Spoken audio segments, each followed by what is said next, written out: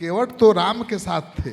सैकड़ों साल पहले हमने उपकार करके बैठा है और हम उम्मीद में है कि प्रभु राम उन लोगों को थोड़ा सा सद्बुद्धि दे कि देश में जिस कुर्सी पर जिस जगह पे बैठे हैं वहाँ पे बाबा साहब भीमराव अम्बेडकर के संविधान के दायरे में रहकर देश के हर नागरिक के साथ न्याय करें। बीजेपी वाले आपके संपर्क में थे, आप बीजेपी वाले के संपर्क में थे, बात कैसे बिगड़ गई? प्रभु राम वादा किए थे और अभी के समय में मोदी जी, अमित शाह जी, उनके बड़े से बड़े नेता ने वादा किया था कि आप हमारे लिए काम कीजिए, हम आपको आरक्षण देंगे, और हम लोगों ने काम भी कर दिया। और उसके बाद उन्होंने देखिए कि हमारे साथ क्या किया। नीतीश कुमार के साथ लड़ते हैं तेजस्वी, तो 100 सीट पर लड़ते हैं। क्या श्रीकांत भाई, आप हम लोग को लड़ाई लगाना चाहते हैं क्या? नहीं। हाँ? फिर कितना अच्छा हम लोगों का घर बसा हुआ नहीं, चल हम रहा काहे है, छोड़ेंगे? दोनों भाई का दोस्ती यारा सब चीज अच्छा चल रहा है, काहे के लिए आप लोग नजर लगा रहे भाई?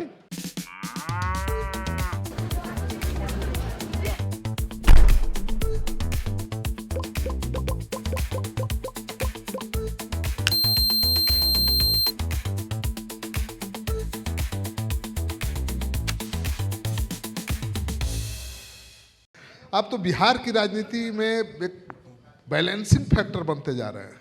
मतलब होता है ना कि दाल में घी वाला बात नहीं है, दाल में नमक वाला बात हो गई है। नहीं, निश्चित तौर पे सबसे पहले आपको बहुत बहुत धन्यवाद कि आपने हमें निमंत्रण दिया है। और पहली बार आज़ादी के 77 साल बाद पहली बार निषाद समाज अपने वजूद में आया है। वजूद में पहले से था, लोग नोटिस नहीं लेते थे या हम लोग अपना वजूद को नहीं दिखा पा रहे थे, लेकिन अब बिहार में मल्ला का बेटा जाग चुका है और पूरे बिहार, पूरे देश अभी जानने पहचानने लगा कि बिहार में जैसे एक समय में बगैर केवट महाराज के सहयोग से प्रभु श्री राम पार नहीं लगे थे, आज भी बिहार के लोगों को पता है कि बगैर निषाद के बेटा के सहयोग से बिहार के सरकार गद्दी जो है बहुत दूर है। तो इस बार निश्चित तौर पे हम लोग महागठबंधन के साथ हैं और मजबूती से अपनी सरकार बनाने के लिए अभी हम लोग संकल्पित हैं। केवट तो राम के साथ थे। हाँ, निश्चित तौर पे राम जी के साथ एक एग्रीमेंट हुआ था। हमारे पूर्वज ने प्रभु श्री राम जी से एग्रीमेंट जरूर किए थे कि हम आपको यहाँ पार लगा देते हैं, वहाँ पे आप हमको पार लगा दीजिएगा। तो आप जान रहे हैं कि हम लोगों ने तो प्रभु श्री राम के ऊपर, हमारे पूर्वज ने तो उपकार करके बैठा हुआ है। अब जरूरी है कि प्रभु श्री राम के नाम पे जो इस देश में राजनीति कर रहे हैं, जो राज्य से लेकर दिल्ली तक बैठे हुए हैं, उनको प्रभु श्री राम का जो वादा है उनको पूरा करना है। तब मान लीजिए कि प्रभु राम का वो लोग नहीं हो पा रहे, प्रभु राम से किया हुआ वादा को अगर वो लोग पूरा नहीं कर रहे हैं तो हमारा क्या हो सकते हैं? तो आज तो उनको पहले चुकाना है। हम लोगों ने तो सैकड़ों साल पहले हमने उपकार करके बैठा है और हम उम्मीद में है कि प्रभु राम उन लोगों को थोड़ा सा सद्बुद्धि दे कि देश में जिस कुर्सी पर जिस जगह पे बैठे हैं वहाँ पे बाबा साहब भीमराव अम्बेडकर के संविधान के दायरे में रहकर देश के हर नागरिक के साथ न्याय करें। लेकिन वो आज न्याय नहीं करेंगे, वो गरीब पिछड़ा दलित समाज को गुमराह करेंगे। वो आज 5 किलो चावल पर देकर वो वोट लेने का कोशिश करेंगे, लेकिन वही परिवार के बच्चे के पढ़ने के लिए स्कूल नहीं बनाएंगे, उसी परिवार के बच्चे को इलाज के लिए हॉस्पिटल नहीं बनाएंगे, लेकिन 5 किलो चावल देकर उनका वोट लेने का काम करेंगे। लेकिन आप तो बीजेपी के संपर्क, क्या आपको लगता है प्रभु राम जी का ये संकल्प होगा किसी व्यक्ति को 5 किलो चावल देकर उनसे वोट लेने का? कभी सोच ऐसा हो सकता है? नहीं हो सकता है। बीजेपी वाले आपके संपर्क में थे, आप बीजेपी वाले के संपर्क में थे, बात कैसे बिगड़ गई? अच्छा देखिए, हम किसी के संपर्क में नहीं रहना चाहते हैं। हाँ, एक समय था कि बहुत अच्छे संबंध रहा है। जब हम राजनीति में नए आए 2014 में, तो निश्चित तौर पे भारतीय जनता पार्टी को हमने मदद किया, 15 में मदद किया। और उन्होंने एक तो वो हमारे पूर्वज केवट महाराज से वादा किए थे, प्रभु राम वादा किए थे, और अभी के समय में मोदी जी, अमित शाह जी, उनके बड़े से बड़े नेता ने वादा किया था कि आप हमारे लिए काम कीजिए, हम आपको आरक्षण देंगे, और हम लोगों ने काम भी कर दिया। और उसके बाद उन्होंने देखिए कि हमारे साथ क्या किया, और हमने उनको 74 विधायक बिहार में बना के दिया। हम 4 विधायक हमारा हुआ, अगर उस सहयोग नहीं करते तो नीतीश कुमार बिहार में 2020 में मुख्यमंत्री नहीं होते। हमारे सहयोग से राज्य में मुख्यमंत्री बना, हमारे सहयोग से उनके डिप्टी सीएम बने, कई मंत्री बने, लेकिन वो क्या किए? हमारे विधायक को खरीद लिए, वो सरकार से हमको बाहर कर दिया जो सरकार हमने बनाया था। तो अभी उनसे हमारी कोई दोस्ती नहीं है। आपके साथ तो सबने धोखा ही किया है भाई, तेजस्वी भी तो खंजर घोंप दिए थे। अब क्या कर सकते हैं भाई, जब प्रभु राम जी हमसे वादा करके हमको पार नहीं लगा रहे हैं, जब प्रभु राम जी हमारे साथ न्याय नहीं कर रहे, तो अभी इस धरती पर लोग अगर अन्याय कर रहे तो हम क्या कर सकते हैं। हम संघर्ष करने वाले लोग हैं और एक न एक दिन लोगों को हम बताएंगे कि हमारी ताकत क्या है और लोग आने वाले समय में समझेंगे। मुकेश जी, मेरा सवाल है, महागठबंधन में कुछ भी ऑल इज वेल नहीं दिख रहा है, सीट का पेच बहुत फंसते जा रहा है। अभी तो लग रहा था कि आपकी वजह से फंस रहा है, अब तो कांग्रेस भी पेच फंसा रही है। ये आप टेंशन नहीं लीजिए, जिनको सीएम बनना है उनका भी एक अपना विजन है। 5 साल से संघर्ष किए हैं, सत्ता से दूर रहे हैं और उनको पता है कि हमको सीएम बनना है, हमको सरकार लाना है, आदरणीय लालू प्रसाद जी का विचार को जमीन तक, गांव-गांव तक पहुंचाना है।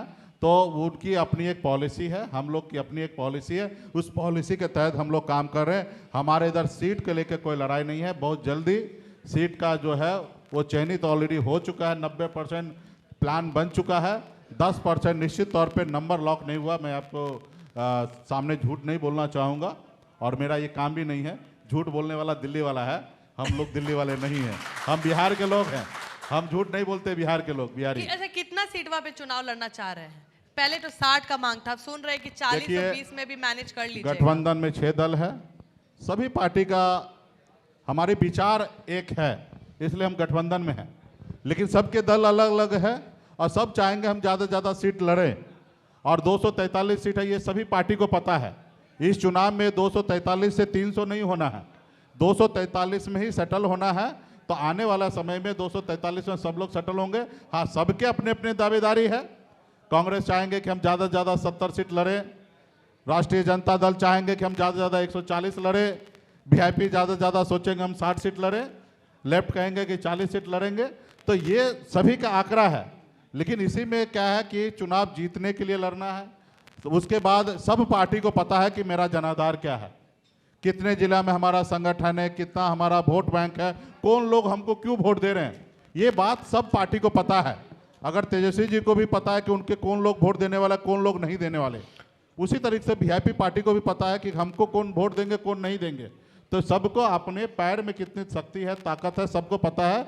उस अनुकूल सीट में एडजस्टमेंट करेंगे, कुछ साथी को कम करना होगा, किसी को ज्यादा करना रहेगा, वो हम लोग कर लेंगे, उसमें कोई दिक्कत नहीं है। अब समय कहाँ है, अब तो बता दीजिए, आपको सब पता होगा कितना मिल रहा है। देखिए, गठबंधन का भी एक मर्यादा है, इस मंच से ऐलान कर दीजिए। गठबंधन का मर्यादा है अपना बता और दीजिए। हमारे पास पार्टी गठबंधन में कोऑर्डिनेशन कमेटी बन चुका है। अरे कुछ एनडीए ब्रेकिंग में तो कुछ नहीं बना है, कुछ भी बड़ा और बड़ी हमारे खबर। महागठबंधन में कोऑर्डिनेशन कमेटी बना अध्यक्ष तेजस्वी प्रसाद यादव जी है, वही घोषणा करेंगे।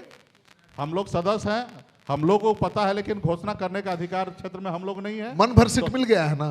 जी हाँ, मन भर सीट मिल गया हाँ है। हाँ, सम्मानजनक मन भर सीट मिल जाएगा। मिला नहीं है। मिलने का अभी लॉक हुआ ही नहीं, तो कैसे मिल गया? लेकिन इतना मुझे पता है, देखिए चुनाव आयोग में कहीं पे नहीं लिखा है कि गठबंधन शब्द। हम लोगों को पता है कि अकेले चुनाव लड़ने से हम पूरे राज्य में चुनाव जीतेंगे नहीं, रिजल्ट जो है वो 0 होगा। तो इसलिए हम लोग गठबंधन कर रहे हैं। और गठबंधन अगर हमको, हमारी ताकत अगर मजबूत होता तो मुझे किसी पार्टी की जरूरी नहीं है। उसी तरीके से चाहे वो कांग्रेस पार्टी हो या राष्ट्रीय जनता दल हो या बीजेपी हो या जेडीयू हो, तमाम जितने भी राज्य में पार्टी है, उनको जरूरी बस सब लोग गठबंधन किए हैं। अगर उनकी जरूरी ना हो तो कोई किसी से गठबंधन करने के लिए आज के समय में नहीं जाएंगे, कोई एक टिकट देने के लिए नहीं बैठे हैं।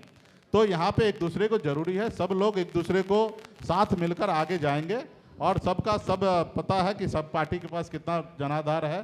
तो वीआईपी पार्टी एक बात का गारंटी है कि नाव पे जो बैठेंगे वो पार लगेंगे। जब प्रभु राम पार हो लग चुके हैं तो अब क्या है?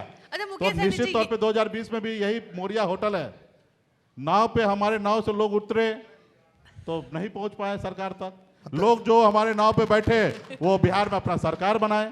तो ये बात की हम गारंटी करेंगे, वीआईपी पार्टी जहां है वहां पे सरकार बनना तय है। और रहा कि बड़ी बड़ी बात तो हम कुछ भी कर ले, चाहे वो एनडीए में बोल दे या महागठबंधन में बोल दे, लेकिन सच्चाई तो यही है ना। आप शादी करने के लिए जाते हैं, देखा देखी होने के बाद भी टूट जाता है। मंडप पे से बाराती लौट जाता है। तो ये सच्चाई है। पिछली बार तो अब मेरे साथ ही ऐसा हो चुका है कि मुकेश गठबंधन में बैठे थे, प्रेस कॉन्फ्रेंस में बैठे थे, देश के लोग, राज्य के लोग टकटकी लगा के बैठा था कि अभी ये होगा ये होगा। किसी को अंदाजा था गठबंधन टूटेगा? नहीं। तो ये सिचुएशन पूरे देश में और हर जगह है। पिछली बार ही देखिए तेजस्वी चिराग पासवान जी हनुमान बन गए। ये किसी को अंदाज था चुनाव से पहले कि नीतीश कुमार जी को हराने के लिए वो कैंडिडेट उतारेंगे और मोदी जी का हनुमान बन के बिहार में एनडीए का लंका जलाएंगे? किसी को अंदाजा था?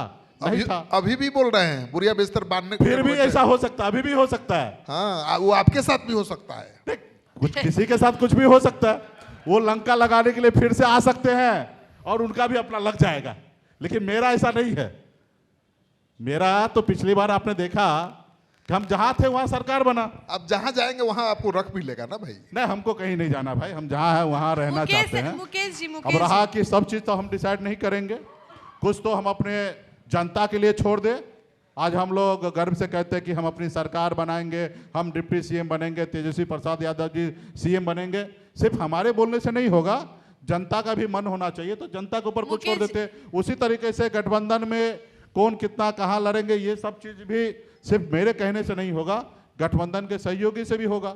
तो आने वाला समय में लेकिन सबको पता है कि गलत डिसीजन 5 साल पीछे पहुंचा देना। मुकेश हमको भी मालूम है कि हम लोग अगर कुछ गलत डिसीजन लेंगे, वीआईपी पार्टी गलत डिसीजन लेंगे तो 5 साल पीछे चले जाएंगे। तो मुझे लगता है कि मैं ऐसी गलती तो दोबारा नहीं करूंगा। मुकेश सहनी जी डरा भी रहे हैं तेजस्वी यादव को कि वो गलतियां दोहराइएगा मत, तो हम अरे भाई, मैं अपने बारे में बोल रहा हूँ। नाव से उतार देंगे तो हिल जाइएगा। देखिए, अब अपना सवाल पूछिए आप। भाई, इनका सवाल है। कुल मिला के हमारे छोटे भाई है ना।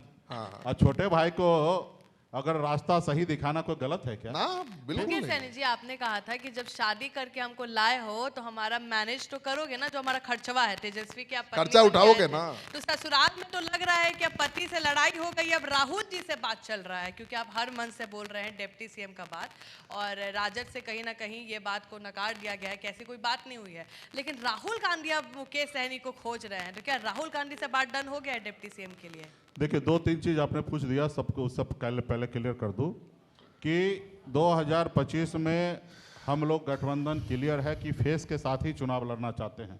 सीएम फेस भी क्लियर होगा, डिप्टी सीएम भी फेस क्लियर होगा, उसी के नाम पे हम लोग चुनाव लड़ेंगे। ये लिख के ले लीजिए। यदि अगर हम लोगों को सहमति नहीं बना तो सीएम का भी चेहरा का घोषणा नहीं होगा, डिप्टी सीएम का भी घोषणा नहीं होगा। हम लोग ऐसे लड़ सकते हैं। फिर चुनाव के बाद बहुमत आने के बाद डिसीजन होगा कि सीएम कौन होंगे, डिप्टी सीएम कौन होंगे, जो कांग्रेस पार्टी की तरफ से अक्सर आप लोग बोल रहे हैं और हम लोग सुनते आ रहे हैं। लेकिन ऐसी बात नहीं है। पहला तो क्लियर है कि फेस के साथ हम लोग चुनाव मैदान में उतरेंगे। यदि अगर ऐसा होता है कि तो सीएम डिप्टी सीएम दोनों नहीं होंगे और ये चुनाव के बाद डिसीजन होगा कि सीएम कौन होंगे, वो बहुमत आने के बाद। दूसरी बात कि कांग्रेस पार्टी नेशनल पार्टी है, बड़ी पार्टी है और हमारे बड़े सहयोगी दल हैं, और वो बिहार पे मजबूती से, जो पिछली बार उनसे जो गलतियां हुआ, ज़्यादा से ज़्यादा सीट लड़े लेकिन रिजल्ट जो है सिर्फ 19 सीट पे आया, 70 में लड़े लेकिन 19 में आए। तो ये बात को लेके कांग्रेस पार्टी में भी मंथन है कि हम सीट ज़्यादा नहीं लड़के सीट कम लड़ेंगे, लेकिन क्वालिटी वाला सीट लड़ेंगे और तैयारी के साथ लड़ेंगे। तो मुझे लगता है कि पिछले 6-8 महीना से हमारे Congress party paper work, homework बहुत अच्छी तरीके से कर रहे हैं। और 6 महीना पहले भारतीय जनता पार्टी के किसी नेता से अगर बात करते, आप मीडिया के किसी जगत से अगर बात करते, तो उनको भारतीय जनता पार्टी को सबसे ज़्यादा खुशी इस बात का था कि अरे भाई, हम लोग सरकार इसलिए बना लेंगे क्योंकि आपके साथ कांग्रेस पार्टी है और कांग्रेस पार्टी का स्ट्राइक रेट पुराने जैसा होगा और हम लोग आराम से सरकार बना लेंगे। लेकिन मैं अभी आपको भरोसे के साथ कहूँगा कि कांग्रेस पार्टी का जो तैयारी है उसके अनुकूल किसी भी हालत में कि 60 से 70% उनका स्ट्राइक रेट होने के लिए जा रहा है। जितने भी सीट लड़ेंगे मजबूती से ज़्यादा वो चुनाव अच्छा जीतेंगे। मुकेश जी, तो कांग्रेस आपसे ज्यादा सीट पे चुनाव लड़ेगी कि कम? क्योंकि हम जो आपका आंकड़ा देखे हैं उसमें आप बोले हैं कि हम अगर 60 सीट पे लड़ेंगे तो कांग्रेस हमसे ज्यादा लड़ेगी, तो कितना? तो 1 सीट ज्यादा। नहीं, देखिए, ये हम लोगों का टेबल पे होगा। ये नेशनल पार्टी, ये मान के चलिए 1 सीट हो या 3 सीट हो या 100 सीट हो, वो हमसे ज्यादा लड़ेंगे। कांग्रेस की सीट तो आपने कम कर ही दी। कांग्रेस की सीट तो आपने कम कर ही दी है। ना हम क्यों कम करेंगे भाई? 77 सीट पर लड़ी, 19 पर जीती, गलती का एहसास हो गया, अब कम सीट पर लड़ेगी। उनके जो प्रभारी है उनका स्टेटमेंट है कि हम लोग जब नए सहयोगी आए हैं तो सबको अपने अनुकूल सबको सीट कम करना है। तो ये बात तो उनके प्रभारी बोल चुके हैं। आप भी तो निश्चित तौर पे 70 लड़े हैं और नए सहयोगी आए तो निश्चित तौर पे उसमें कम तो उनका भी होना है। आप भी बोल चुके हैं कि तेजस्वी जी को 100 सीट पर लड़ना चाहिए। नीतीश कुमार के साथ लड़ते हैं तेजस्वी तो 100 सीट पर लड़ते हैं। नहीं, मैंने ये कहा कि पूर्व में ऐसा हुआ है। हाँ बिल्कुल। लेकिन अब कितना लड़ेंगे वो तो हम लोगों का टेबल। क्या श्रीकांत भाई, आप हम लोग को लड़ाई लगाना चाहते हैं क्या? नहीं। हाँ? फिर कितना अच्छा हम लोगों का घर बसा हुआ नहीं, चल हम रहा काहे है, छोड़ेंगे? दोनों भाई का दोस्ती यारा सब चीज अच्छा चल रहा है। काहे के लिए आप लोग नजर लगा रहे भाई? नहीं, आपका थोड़ा तो बिहार में परिवर्तन लाइए। मलाह सब 20 साल के बाद भी अगर ऐसा हाल हो कि पैसा दे देकर वोट खरीदा जाए तब बताइए ना बिहार के लिए क्या है। माई आज- बहन आज योजना आप आप और भी हम लाए हैं लोग ना। गांव में जाके चुनाव आयोग टीवी पे ऐड बनाते हैं, आमिर खान को आते हैं कि अपने बच्चे का भविष्य आप दारू का बोतल में मत बेचिए। तो ये हम लोग बड़ी बड़ी विज्ञापन चलवाते हैं, गांव-गांव में जाके कहते हैं कि अपने बच्चे का भविष्य अगर बनाना है तो वोट अपना बेचना बंद कीजिए। और ये हम लोग सब जगह जाके कह रहे हैं। और ऐसी जगह पे आप बताइए कि रेवड़ी बांट कर, जो मोदी जी खुद कहे कि रेवड़ी बांट कर वोट ले रहे हैं और खुद मोदी जी अभी रेवड़ी बांट रहे हैं। 20 साल के बाद पता चल रहा है कि हम माता बहन को है ना उत्थान के लिए काम करना चाहते हैं। ठीक है, तो वो भी चुनाव के समय में लग रहा है। आपके जो किए हम उसके लिए धन्यवाद देता हूं कि खास करके गरीब पिछड़ा दलित के घर में 10-10 हज़ार रुपया पहुंचा है। और त्यौहार का समय में है, दीपावली का समय आने वाला है, ऐसे जगह पे 10-10 हज़ार रुपया मिला तो निश्चित तौर पे उस घर में दिवाली मनेगा। लेकिन वो पैसा ना मोदी जी के जेब से है ना नीतीश जी के जेब से है, सरकार ये है। बिहार का पैसा है और वो भी कर्ज लेकर पैसा बांटा गया है। तो ये पैसा बिहार का है, बिहारी का है। लेकिन इस पे कोई ढंढोरा पीटे तो मैं आपके माध्यम से, चैनल के माध्यम से बिहार के जितने भी माता बहन सबसे आग्रह करता हूं कि अगर आपके तरक्की के लिए अगर 10,000 रुपया दिया तो निश्चित तौर पे मोदी जी और नीतीश जी को वोट देना चाहिए। अगर आपको लग रहा है, अंदर आत्मा का आवाज आ रहा है कि सिर्फ वोट लेने के लिए 10,000 रुपया दिया है तो निश्चित तौर पे ऐसे लोगों को आपको सत्ता से जब तक बाहर नहीं कीजिएगा तब तक आपके घर पे हर रोज दिवाली नहीं मनने वाला आप लोगों ने जो मुकेश सैनी जी, आप माई बहन सम्मान योजना जो घोषित किए हुए हैं वो सही है क्या? ये तो मेरा विजन है। कहाँ से दीजिएगा नहीं, ये- पैसा जरा बताइए सुनिए ना। ये मेरा विजन है कि हम सरकार में आएंगे तो हम पूरे बिहार में माता बहन को सम्मान के लिए, घर चलाने के लिए 2,500 रुपया महीना देंगे। ये हमारा विजन है। हमको सरकार में लाए उसके बाद हम बताएंगे कि कैसे हम पैसा लाएंगे। ये आप ये कोई टेंशन ना ले, हम पैसा आप ठगिए तो ठीक है, नहीं। वो ठगे तो गलत है। देखिए हमारा ये विजन है। सभी सरकार के पास, विपक्ष में जो रहे हैं उनका पास अधिकार है कि जनता के बीच में अपना विजन को पेश करना।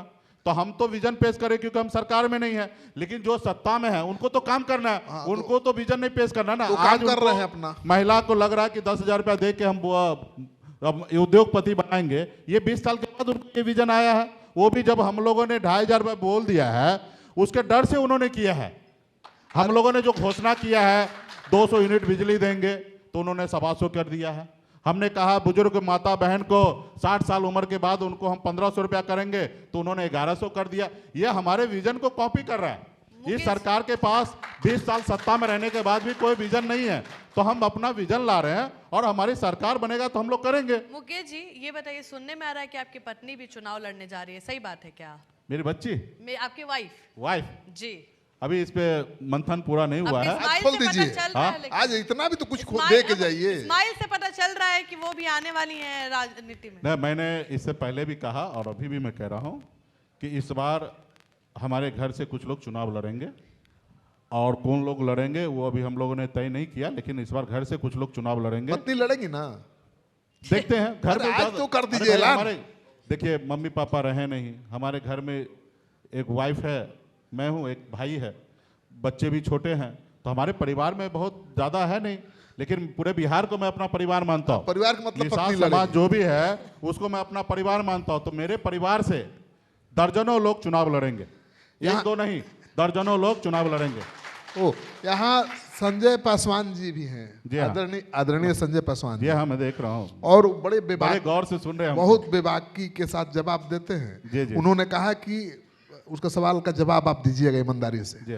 उन्होंने कहा कि जेडीयू हो या बीजेपी या कांग्रेस, कोई भी स्थापित पार्टी दलित को या अति पिछड़ा को सीएम घोषित करके चुनाव लड़ेगी तो सरकार बना लेगा।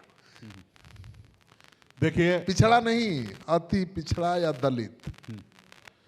देखिए क्या है कि राजनीति में जो लोग जहाँ बैठे हैं उतने आसानी से वो कुर्सी कोई छोड़ने वाले नहीं हैं।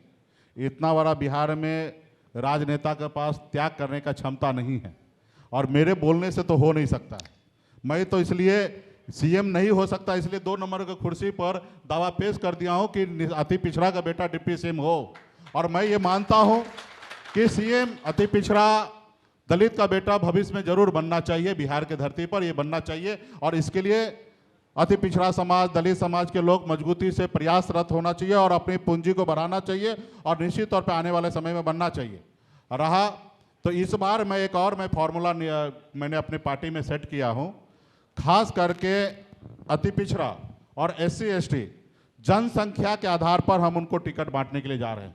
आपने देखा बिहार में जाति आधारित गणना जो हुआ उसमें 37% अति पिछड़ा है, तो हमारी पार्टी मान रही है कि हम 37% उनको चुनाव लड़ाएंगे, और 21% हमारे दलित भाई हैं, लेकिन 15% ही आरक्षण है। तो मैं मानता हूं कि 21% हम लोग चुनाव लड़ाएंगे। जहां सुरक्षित है वहां तो लड़ाएंगे ही लड़ाएंगे, जहां जनरल है वहां पे भी हम चुनाव लड़ाना चाहते हैं, और इस बार हम लोग लड़ाएंगे। माने सब जो आरोप लग रहा था कि मुकेश सहनी को टिकट मिला, एक भी अपनी जात के समाज के लोग को नहीं लड़ाए लोकसभा में, तो सब आरोप को धो पोछ देना है। देखिए जो आरोप लगा रहा था उससे बड़ा गधा आदमी कोई नहीं हो सकता है। उनको पता ही नहीं है, पिछली बार 11 सीट हमको मिला, 11 में से 5 अति पिछड़ा को हमने चुनाव लड़ाया, और उनको गणित नहीं पता है कि बक्सर में चौधरी जी जो लड़े थे, जयराज चौधरी बिंद जी, वो निषाद समाज से आता है। जिनको ये नहीं पता हो कि बिंद जी निषाद समाज से आते हैं, फिर उसके बारे में क्या कह सकते हैं। हमने मोतिहारी में रामचंद्र सहनी जी को हमने चुनाव लड़ाया, एक जगह से स्वयं मैं लड़ा, एक जगह से हरी सहनी को चुनाव लड़ाया, एक जगह से लखनलाल पंडित को हमने चुनाव लड़ाया। लोकसभा में 3 सीट हमको मिला, अंतिम आवर में सीट मिला। ऐसे जगह पे मिला जहाँ पे पहले से लोगों का तैयारी है। कोई लोकसभा छोटा सा चुनाव नहीं होता है। एक जगह हमारे दलित भाई को हमने चुनाव लड़ाया क्योंकि सीट सुरक्षित था, और 2 जगह जो था, एक जगह राधा मोहन सिंह जो चुनाव लड़ रहे हैं, 6 बार 5 बार का सांसद हैं, तो उनके सामने में कोई शेर के सामने में शेर को उतारना पड़ेगा, सवा शेर को उतारना पड़ेगा। तो वहाँ पे हमने एक समीकरण बना के पिछड़ा समाज को ही लोगों को लड़ाया। और आप देखिएगा झंझारपुर, तो वहाँ पे भी हमने पिछड़ा समाज को ही चुनाव लड़ाया। तो हम दलित और पिछड़ा समाज को, OBC को ही चुनाव लड़ाए। अगर उससे पहले अगर जाते हैं 2019 में, तो 3 में से 2, एक जगह राजभूषण चौधरी को मुजफ्फरपुर में निषाद को लड़ा, एक जगह हम लड़े, और एक जगह बनिया समुदाय को लड़ा। आप लड़िएगा चुनाव, आप चुनाव लड़िएगा। हम लोग SC ST OBC के ऊपर ही हम लोग हैं। आप चुनाव कहां से लड़ेंगे इस बार? हाँ, इस बार चुनाव लड़ेंगे। अरे खोलिए, कोई तो ब्रेकिंग दीजिए। देखिए हम कई जगह तैयारी हमारी है। कांग्रेस जब अनाउंसमेंट कर सकती है कि हम कहां से चुनाव लड़ेंगे, प्रदेश अध्यक्ष बोल चुके हैं कुटुंबा से हम आप ही चुनाव बोल दीजिए। लड़ेंगे। नहीं देखिए वो पहले से वहाँ लड़ चुके हैं, वहाँ से सेटिंग है। आप भी अपना जगह बोलिए ना। मेरा देखिए अक्सर जो है ना चुनाव के मैदान में, मैं इस बार पिछले बार मैं एहसास किया हूँ, आपको दुश्मन तो हराते ही हैं, उनका तो धर्म कर्म है कि वो आपको हराएंगे। उसके बाद आपके अपने सहयोगी भी आपको चुनाव हराने के लिए उतर जाते हैं। 2020 में हम सिमरी बख्तियारपुर से चुनाव लड़े, तो वहाँ पे जो पार्टी हमारे सामने में थे वो तो हमको हराने का पूरा शक्ति लगाए, लेकिन वहाँ पे हम एज ए NDA से हम कैंडिडेट थे। वहाँ पे हमको मांझी जी की पार्टी, नीतीश जी की पार्टी, सब लोग मिलकर हराने का कोशिश कर दिए और हरा भी दिए। इसीलिए खोलेंगे 1700 वोट से हरा दिए। और युद्ध के मैदान में सब लोग पहले कोशिश करते कि सेनापति को पहले घायल करे। तो इस बार हमारी अपनी रणनीति है कि राज्य में आचार संहिता लागू हो जाएगा, और जब हमको जहां से लड़ना है हम डायरेक्ट जाके नॉमिनेशन कर लेंगे। हमको किसी से टिकट मांगना है? हाँ, हमको जहां से मन होगा वहां से नॉमिनेशन कर लेंगे। हमारे पूरे राज्य में अपनी तैयारी चल रही है। चलिए, तो समय आने पे हम अच्छा, नॉमिनेशन करेंगे। आखिरी सवाल, दो चॉइस है, या तो डिप्टी सीएम का फेस या तो मन चाहा पसंदीदा सीट, क्या चुनिएगा? कोई एक ही चुनना है, लेकिन कितना सीट मांगेगा वो मिलेगा, नहीं तो डिप्टी सीएम का फेस, कोई एक, तो क्या चुनिएगा? Deputy CM.